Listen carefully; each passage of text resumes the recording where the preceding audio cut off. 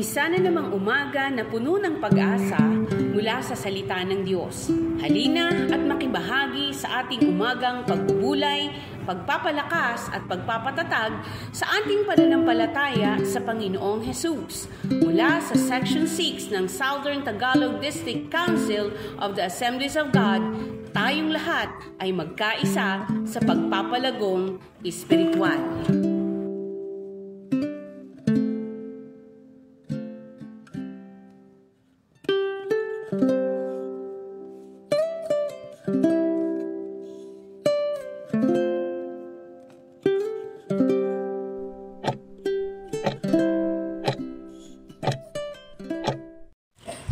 Purihin ang Panginoon sa umagang ito. Salamat sa Diyos sa buhay at kalakasan at patuloy na pagbibigay niya sa atin ng pagkakataon na siya ating paglingkuran sa pamagitan ng panalangin at pagbubulay ng kanyang mga salita.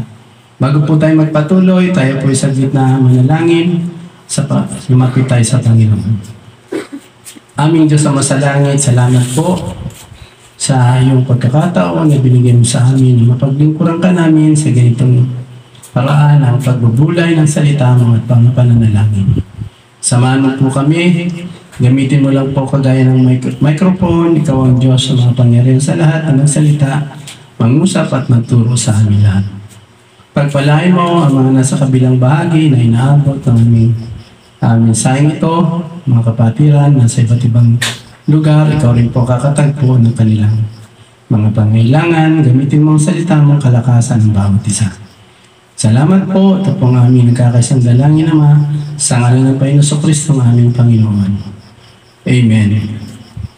Ang ating pong Bible passage ay matatagpuan po dito sa aklat ng Ikalawang Kronika, Kabanata 7, Talatang 14. Ngunit sa sandaling ang bayang ito na aking pinili ay magpakumbaba, manalangin, hanapin ako at talikdan ang kanilang kasamaan.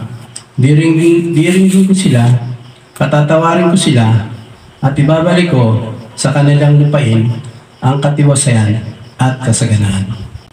Pinagpala ng Panginoon ang kanyang salita at mga salita niya pang ating babasahin maya-maya. Pinamagatan ko po itong magpakumbaba.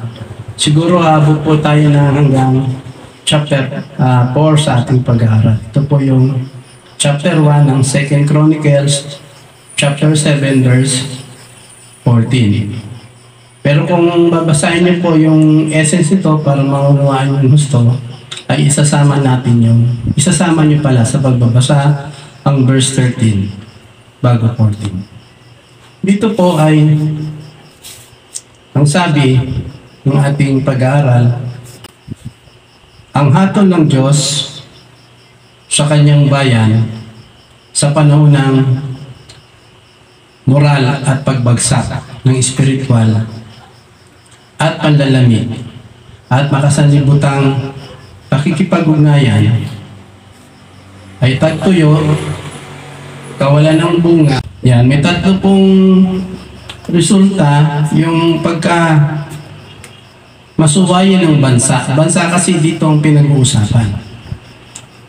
Ang una, tagtuyo, kawalan ng bunga at sakit. So, ganyan po yung nangyayari sa atin eh. Marami pong problema sa bansa natin.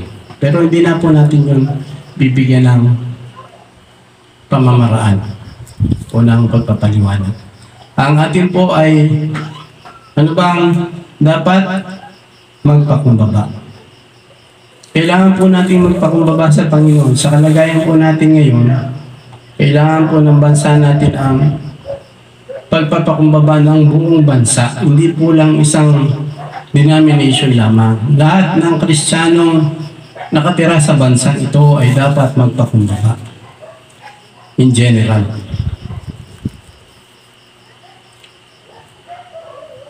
Pagpapakumbaba, dapat nakilalanin ng bayan ng Diyos ang kanilang mga pagkukulang. Ipakita ang paghihinagpis para sa kanilang kasalanan at muling magtalaga sa paggawa ng kalooban ng Diyos. Yan daw ang pagpapakumbaba.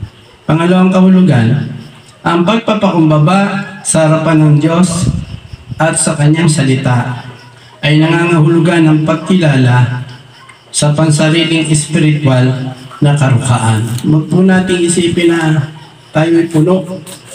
We are all spiritually poor.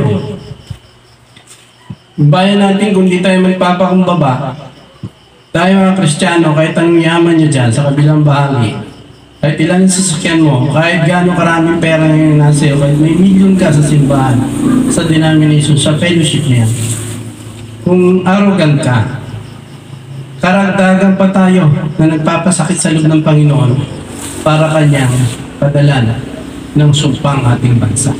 Dapat pag sinabing Christian Church, Christian community, mga nandyan sa loob ng Christian Church at community na yan ay mga humble, mapagpakumbaba. Makalimutan natin dapat yung ating mga gawa, kundi ang Diyos lang na siyang gumagawa sa ating buhay. Lagi natin mabigyan ng kaluwalhatian. May verse na nakatukod dyan. Pababasa natin sa ating kapatid. Sa Ikalawang Kronika 11 verse 16. Ikalawang Kronika 11 verse 16. Subalit sa lahat ng lipi, may mga tapat na lingkod si Yahweh, ang Diyos ng Israel. Sila'y sumusunod sa mga pari at mga Levitang pupunta sa Jerusalem upang maghandog kay Yahweh, ang Diyos ng kanilang mga ninuno. Yan.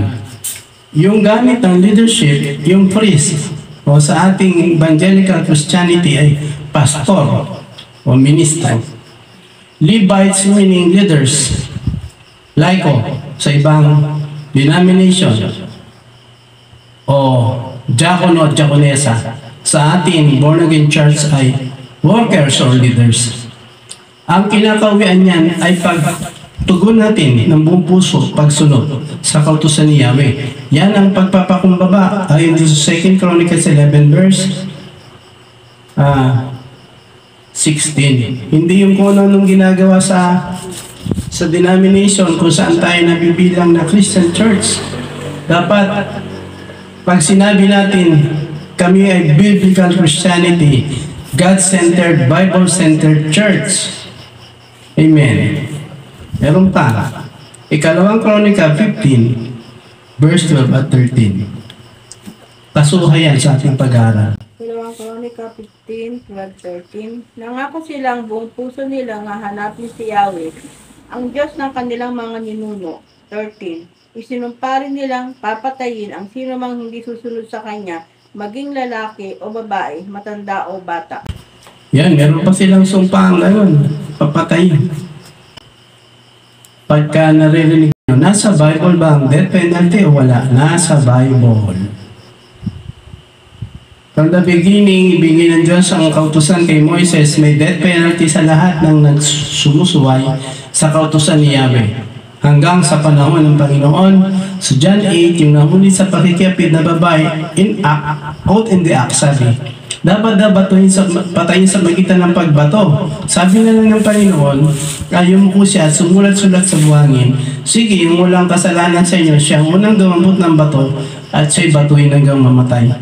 Nang walang humatol sa kanya, sabi niya dun sa babae na huli sa pangangano niya, wala bang humatol sa'yo? Wala po. Hindi rin kita hatulan. Sige, umuwi ka na. Pinatawad ka na sa iyong mga kasalanan at huwag ka na uling magkasala. Ang Panginoon, marunong siyang gumamit ng kautusan at marunong siyang tumupad. At nakita niya maging sa panahon ng New Testament time, wala talaga nagpapakumbaba, wala talaga sumusunod sa kautusan. Nagsisinungaling sila. Kasi ang alam ko dyan, mga kapatid, kapag nahuli sa pakikiapid o pangangano niya, sabay silang pinapatay yung lalaki at babae. Naalala ko si Pinis, sabi ng Panginoon kay Moises, sabi mo kay Pinis, bunutin ng tabak at ilagay sa kanyang hita at pumunta sa angkan ng Israel. Ang nahuli sa pakikiapid ay huwag nang paghiwalin, paglagusan ng tabak. Sabi ko, ganun pala kahirap yun noon. Pero ngayon, di ba, nililitis lang, isang panig. Ang nililitis lang, yung medyo mahina-hina. Hindi po yan pagpapakumbaba na paggamit ng kautusan niya. Maging sa church, maging sa ating leadership, wala na po ako ibang sasabihin. Mas magaling po kayo sa akin sa Bible. Siguro yung talaga mga Bible scholar, mga nag-doctorate, nag-PhD. Pero ang pinag-uusapan ay pagpapakumbaba. Hindi natin kailangan ng degree to become humble in the sight of the Lord. We must become obedient sa Word of God. Yun lang, nagpapakumbaba na yan. Verse 15, ay ikalawang Kronika 15. Masayang-masaya ang buong Huda sa kanilang pagkakaisa, sapagkat buong puso silang nangakong sasamba kay Yahweh. At ang kanilang masayang pagsamba ay tinanggap ni Yahweh. Nalugod siya sa kanila, kaya binigyan sila ni Yahweh ng kapayapaan sa lahat ng panig. Yan. Kung pamimiliin tayo, tingnan nyo ang buong Juda, nang sila po ay nagpakumbaba, sumunod sa kautusan ni Yahweh, napakasaya ng dating ng impact. At ang na-enjoy nila, kapayapaan, hindi material things, hindi food, hindi luxury, hindi gintot pilak, hindi boundaries. Kasi lumaki rin yung boundary nila kasi nakakasalakay sila ng mga kalaban, sumusuko sa kanila. Pero ang lumaganap sa kanilang bansa ay kapayapaan. Ang pagpapakumbaba, therefore, equals kapayapaan ng bayan. Huwag natin mga kapatid sabihin na napakapayapa na ng bansa natin. Unang pamilya natin, unang nyo o namin, unang ating barangay o ating bayan. Meron pong mga criminality na nagaganap o criminalities in plural form na hindi talaga unresolved cases. Nang dami niyan. Tapos sasabihin natin, peace, may peace sa Pilipinas, may peace sa bansa namin. Hindi po. Ang tunay na kapayapaan ay pagpapakumbaba sa pamamagitan ng pagsunod sa Biblia sa kautusan ni Yahweh o ng Diyos. Okay, meron pa po yung sinabi dito ni David sa Awit 51 verse 17. Awit 51 verse 17. Ang handog ko, O Diyos, nakarapat-dapat, ay ang pakumbaba't pusong mapagtapat. Yan. Ay sabi nga nung Chronicle din eh. Naghandog daw si David ng tunay-tuniladang ginto, pilak at bakal. Siya naghanda ng paghahanda ng mga gagamitin sa unang templong itatayo. Pero sabi niya doon, yung handog niya raw ay pusong nagpapakumbaba. Kasi sabi niya, nalala ko rin sa 2 Chronicles, parang chapter 20, na wala kaming ibinibigay na hindi galing din sa iyo. Sabi ni David, ang ibinibigay namin, bigay mo rin sa amin. Kaya ibinabalik ko lang, Panginoon, yung ibinigay mo. Ito, ipagpapagawa ka namin ng templo. Inihanda ko tunay-tunilada. More than 10,000 tons of gold. Hindi ko mamemorya yung digit niya. Tapos dami-daming bakal. Tapos inihanda niya pati kahoy. Tabla kasi ang bubong nun, tapos pininturahan ng ginto. Tablang akasya. Kaya nasunog yun ni Nebuchadnezzar. Ginawa yung ginto, nasunog yung mga tabla. Pero ang point, sabi ni David sa Psalms 51 verse 17, ang handog niya kay Yahweh ay mapagpakumbabang puso. Si David, wala rin siya may pagmayabang. Pero wala na yata makakapalit sa upuan ni David sa langit. A man after God's own heart. Lahat na sinabi natin kay David. Noon, marami rin ako nasabi kay David nung bata pa ako Kristiyano, wala pa akong masyadong pagkaunama sa Biblia. Pero hindi ko lang binawi. Hiningi ko ang tawad sa Panginoon. Lahat ng accusation na nasabi ko kay David. Kasi si David, hindi na inalis na Diyos sa puso niya. Isa sa pinakamalapit sa puso ng Diyos ay si Haring David. Panguli nating babasahin sa ating devotion, Mateo 5, talatang 5. Mateo 5, verse 5. Pinagpala ang mga mapagkumbaba sapagkat mamanahin nila ang daigdig.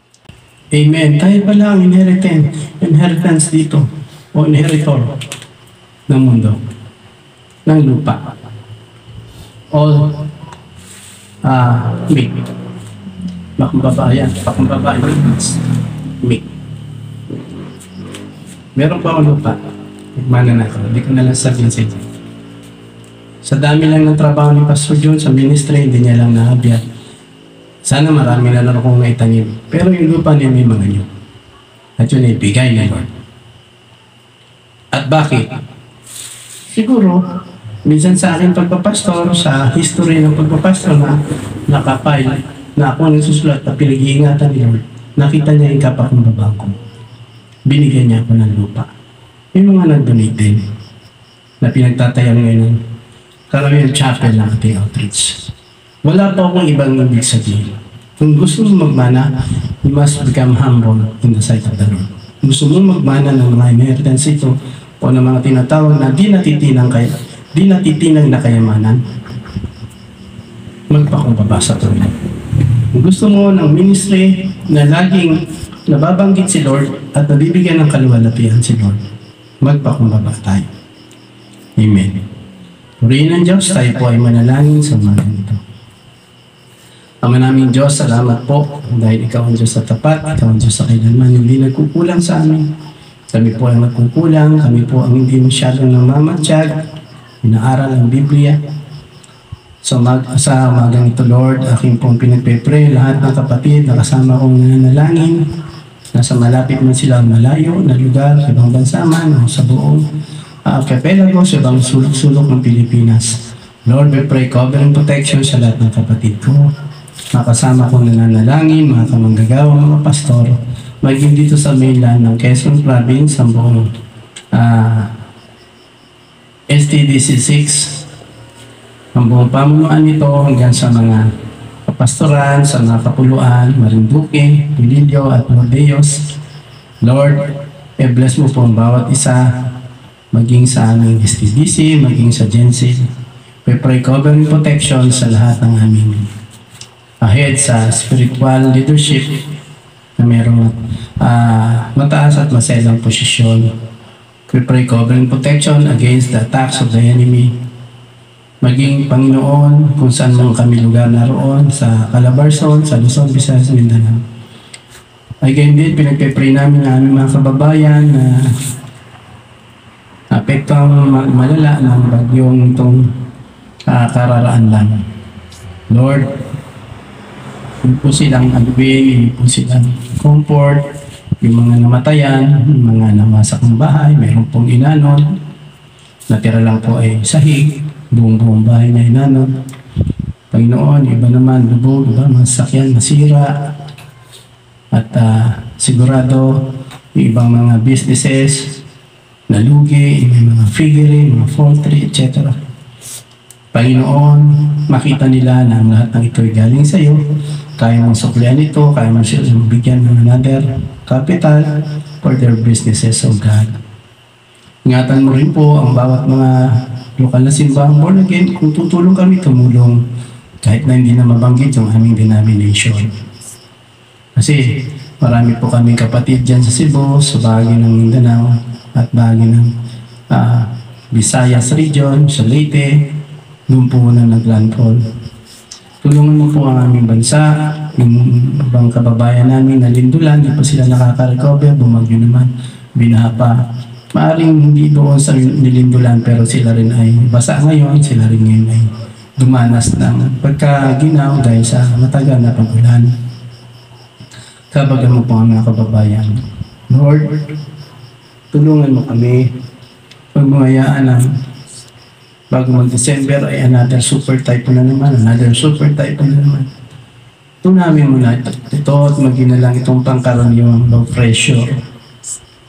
Maawa ka sa bansa namin. Wala namang magagawa ang Pangulo na mga politician dito. Tanging ang panalangin sa iyo ang makapagpapalambot ng puso. Tanging ang tunay na pagpapakumbaba ang magpapahingon ng iyong kalooban upang iurong mo ang judgment sa amin lupain. Pagpalain mo rin po ang buong government ng Pilipinas. Let your righteous governance ang mapunta sa kanilang puso, hindi lang yung pagmamayabang magaling sila sa batas, pero manlalabag naman. At yung mga pera na napunta sa mga wicked, sa mga corrupt, matutunan naman nila itong isauli upang makabangon ang aming ekonomiya. Gawin din, Lord, ang mga bantang panganib sa West Philippine Sea at iba pa. Inaalala namin ng maraming Kristiyanong under persecution ngayon sa Nigeria. Lord, ipagsanggalang mo sila, hindi ka papayag na basta na lang sila pinatay. At yung nakaraan po ay 10-wheelers ng truck ang kabaong, nagkaroon po ng mass grave. Mas na marami ang paglilibing. Alam ko, Panginoon, maraming Kristiyanong gustong lumaban sa pisikal, pero naalala nila namin. Sabi mo, huwag kami maghihiganti. Bigyan namin ng daan ang galit ng Panginoon. Kaya ganyan po nangyayari sa mga kapatid namin sa Nigeria, even sa iba pang bahagi ng Africa, even sa India. Ganun po, sinusulong po mga churches, pinapatay po mga pastor, pinafiring squad yung iba, at masyadong sadistang kamatayan ang inaabot ng mga babaeng mga workers at mga missionaries mo. Lord, ipagsanggalang mo po ang Christian community under persecuted sa Nigeria, sa Africa o other nations ng Africa at sa lugar ng India, even sa lugar dito ng Asia Pacific, sa China, sa North Korea. Lord, hindi namin kaya malibang ipagsanggalang mo ang iyong mga anak, ang iyong mga lingkod. Salamat po. I-bless mo rin po ang Israel. I pray for the peace of Israel, specifically lahat ng mga Hudyong naroon, ang mga sisibalik na lahi pa para mabuo ang 12 tribes of Israel sa bawat tribo, para matupad ang plano mo, ang aliyah, ang returning of the all exile sa apat na sulok ng daigdig. Thy kingdom come, thy will be done, O God, on earth as it is in heaven. Salamat po. At so, umagang ito, katagpuin mo po ang panalangin ng mga kapatid ko.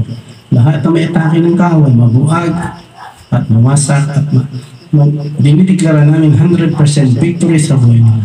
Lahat ang may sakit, anumang klaseng sakit, cancer man ito. We pray, recovery, healing in the name of Jesus.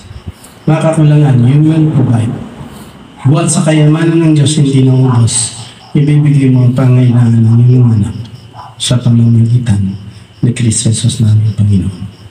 Maraming salamat sa iyong lahat ng papuri, kalawalatiang karangalan.